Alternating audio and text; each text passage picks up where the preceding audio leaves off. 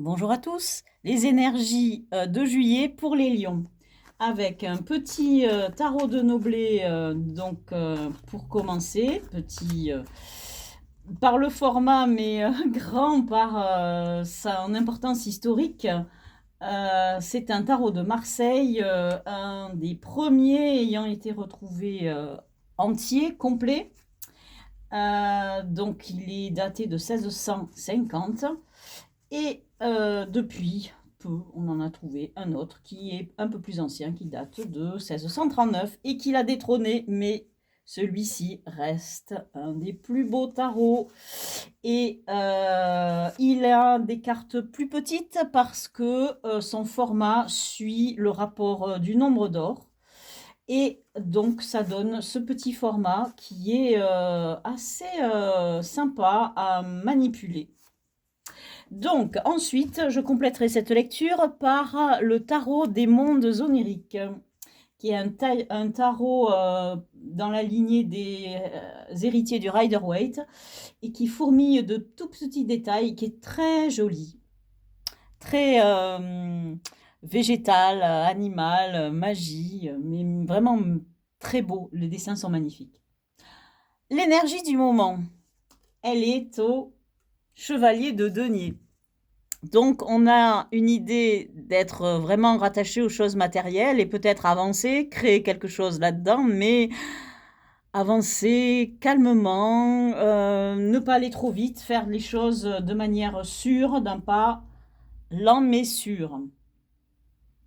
Les énergies qui sont sur cette position, qui est du défi à relever, le défi à relever, est représenté par cette carte du roi de bâton, c'est-à-dire le roi de bâton, c'est un entrepreneur. Le roi de bâton, c'est quelqu'un qui est rempli d'une énergie créatrice. Ça peut être un aventurier, ça peut être, c'est pour ça que c'est un entrepreneur. C'est quelqu'un qui est dans l'action, dans la création, qui déborde d'énergie vitale, d'énergie sexuelle, etc. C'est quelqu'un qui est amené à être quelqu'un dans une position qu'on remarque. Et ça cadre tout à fait avec le lion, avec cette personnalité du lion qui a un côté vraiment leader, etc. Les énergies qui nous viennent de l'extérieur, ce sont les énergies de l'as de coupe, c'est-à-dire cette volonté de créer quelque chose qui nous tient à cœur, d'initier quelque chose qui nous tient à cœur, faire quelque chose qui nous tient à cœur. Et c'est très intéressant parce qu'on est au début de quelque chose, donc c'est vraiment une petite graine qui est semée. Les énergies qui viennent de vous et sur lesquelles vous devez vous reposer, ce sont les énergies du 5 de bâton.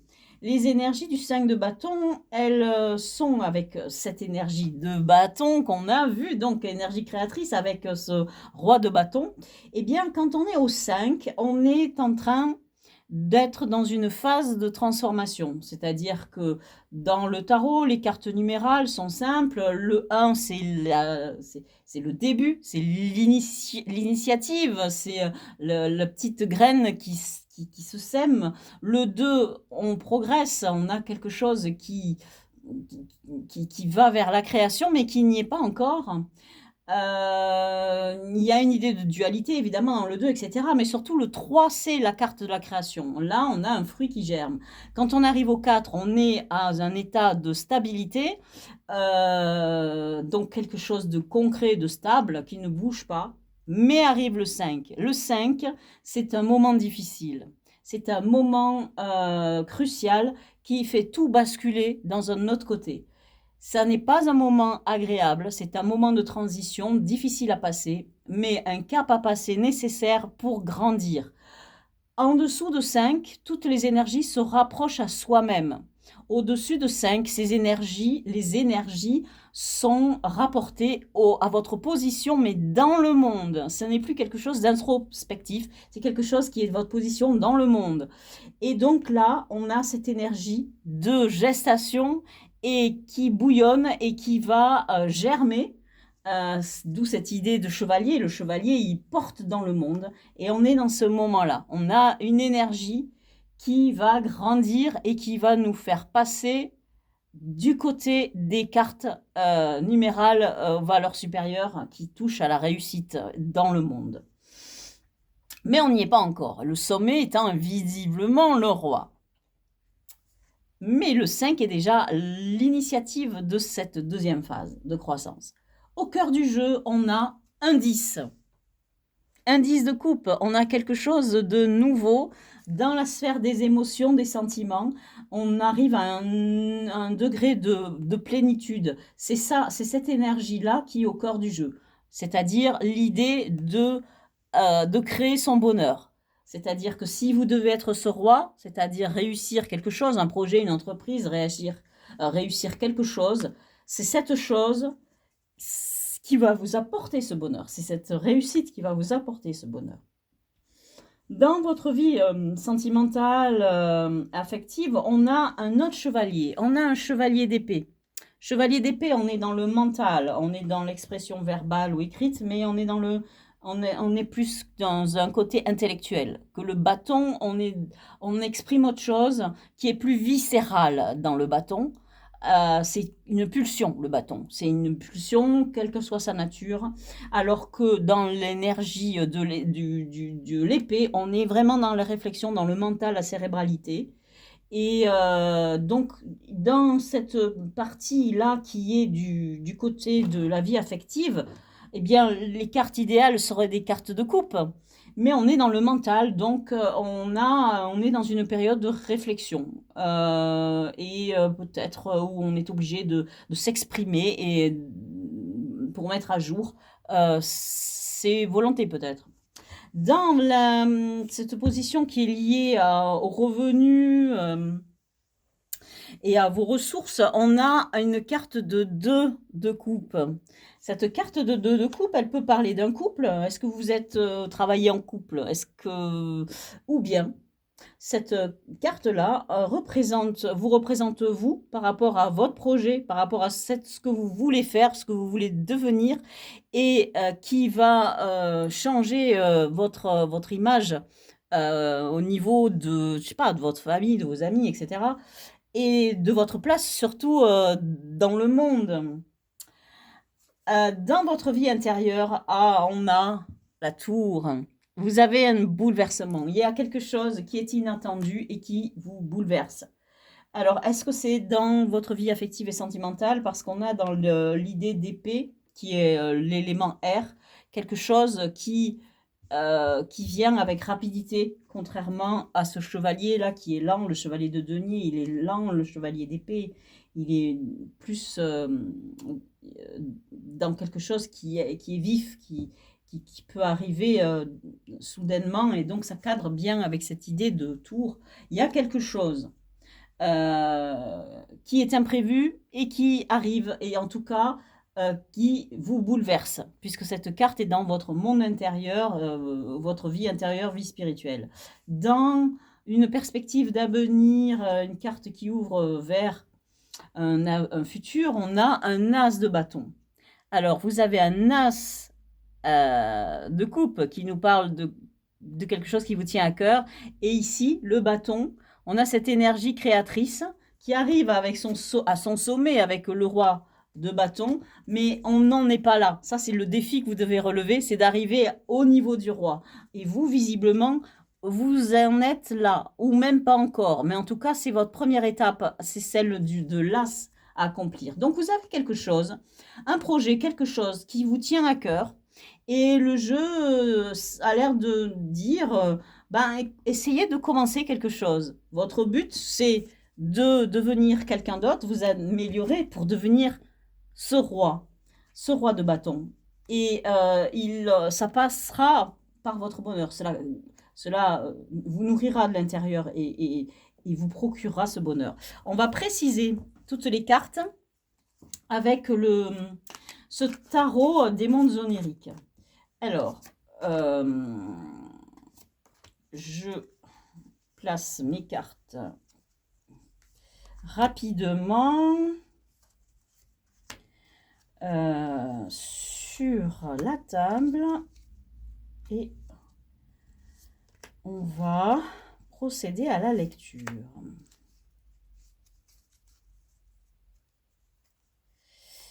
Plus qu'une. Voilà. Donc, sur notre chevalier de denier, on a un 5, mais un 5 d'épée. Alors, le 5 d'épée, c'est une carte de questionnement intérieur. Il peut être question de conflits, de petits conflits avec son entourage, au travail ou en famille, ou avec des amis, des petites choses comme ça.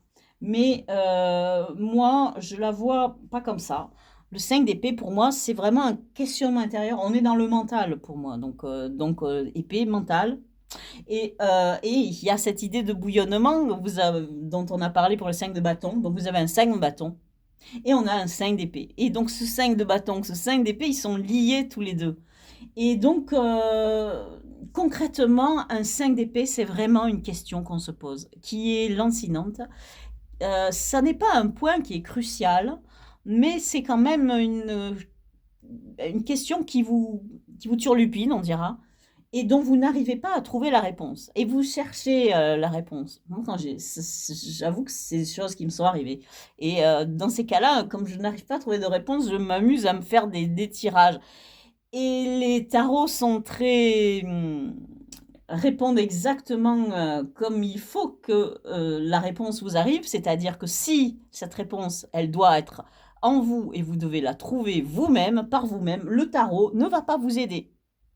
Et il va sortir sans cesse le 5 d'épée. Ça m'est arrivé tellement souvent. Et c'est très très drôle. C'est pour ça que j'en suis venue à me dire, bon, ce 5 d'épée, il veut signifier que ça. Il me montre justement mon état d'esprit. Il ne me propose pas de solution. Parce que la solution, elle est en nous et c'est à nous de la trouver. Alors, les énergies qui sont sur ce roi de bâton que vous devez devenir, cette espèce de défi à relever, on a un 7 d'épée. Le 7 d'épée, il nous parle parfois d'une trahison.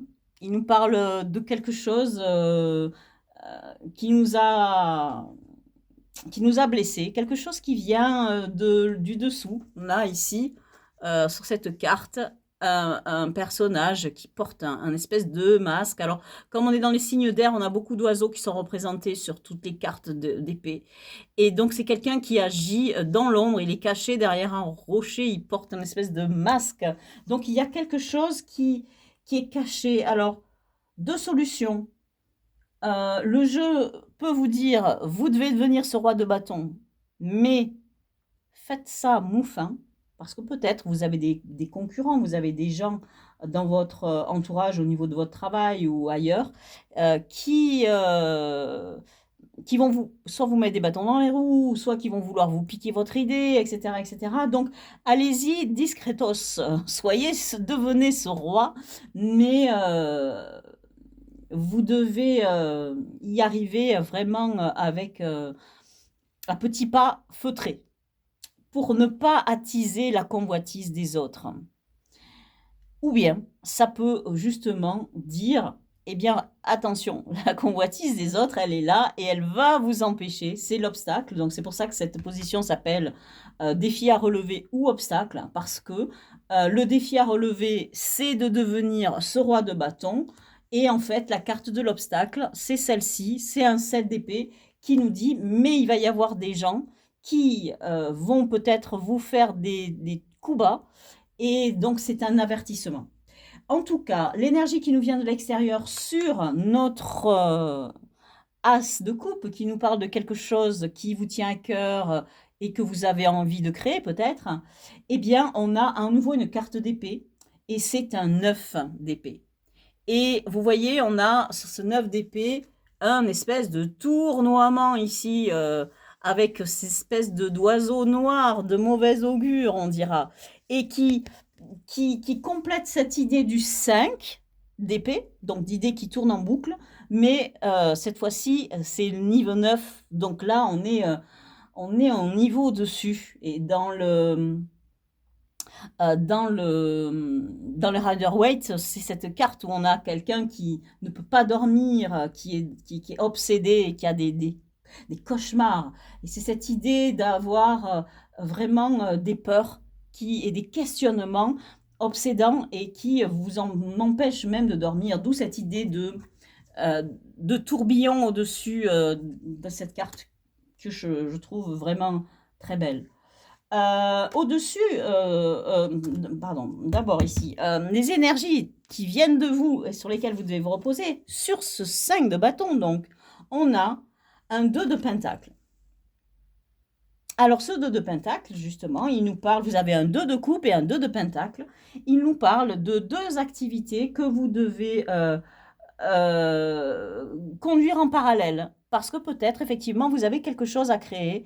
Mais évidemment, comme vous n'allez pas faire tout de bout en blanc, vous y allez peut-être progressivement, d'où cette idée d'y aller moufin avec ce set-là.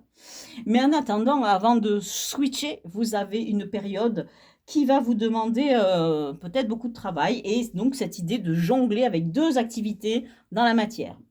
Dans le cœur du jeu, sur le 10 de coupe, on a un 5 de pentacle. Donc vous avez un autre 5, vous avez 5 d'épée, 5 de bâton, 5 de pentacle.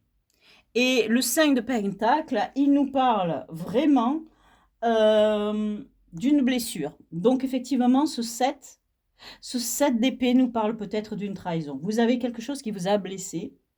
Et en tout cas, le résultat, c'est que vous vous sentez peut-être un peu seul, un peu isolé, un peu rejeté. Et vous vous sentez dans une période un peu désarmée parce que vous sentez que vous manquez de moyens matériels. Vous voulez progresser, il y a ce 5. Quand il y a ce 5, il y a cette force qui nous tire à avancer et à grandir. Et c'est difficile. Comme j'ai dit, c'est vraiment un moment difficile à créer. Vous avez donc du coup la sensation de manquer de moyens matériels pour avancer. Et donc au cœur du jeu, on a cette frustration qui est représentée par le 5 de denier, et on a cette carte du 10 de coupe qui nous parle de bonheur. C'est ce qu'il y a en ligne de mire. Donc vous êtes en ce moment dans cette phase où vous sentez que vous manquez de moyens, d'argent, où vous avez été trahi, etc. Et vous devez à tout prix accéder à ce 10 de coupe, cette plénitude au niveau des sentiments de ce bonheur. Et c'est cette chose qui est en ce moment dans votre esprit. Et peut-être c'est ça, ce 5 d'épée. Sur votre vie sentimentale, sur ce chevalier d'épée, on a un 8 de bâton. Et 8 de bâton nous indique qu'il faut que vous vous laissiez porter et que vous vous contentiez de regarder les signes. Il y a peut-être des choses qui se passent dans votre vie affective et vous êtes un peu peut-être en ce moment esselé ou blessé. En tout cas, cette carte est là pour nous dire non, soyez à l'écoute de ce qui se passe autour de vous. Ouvrez-vous aux signes, aux indices. Sur cet emplacement qui parle des revenus, etc., on a un 4 de pentacle. C'est très intéressant sur ce 2 de coupe. 4 de pentacle qui nous dit attention, il y a quelque chose que vous devez faire, en tout cas, c'est économiser. Et la carte est là pour nous dire reposez-vous sur ce que vous avez et économisez. Ne dilapidez pas ce que vous avez. Vous avez quelque chose à faire, vous avez à progresser, vous allez passer du 5 aux autres choses, au niveau supérieur.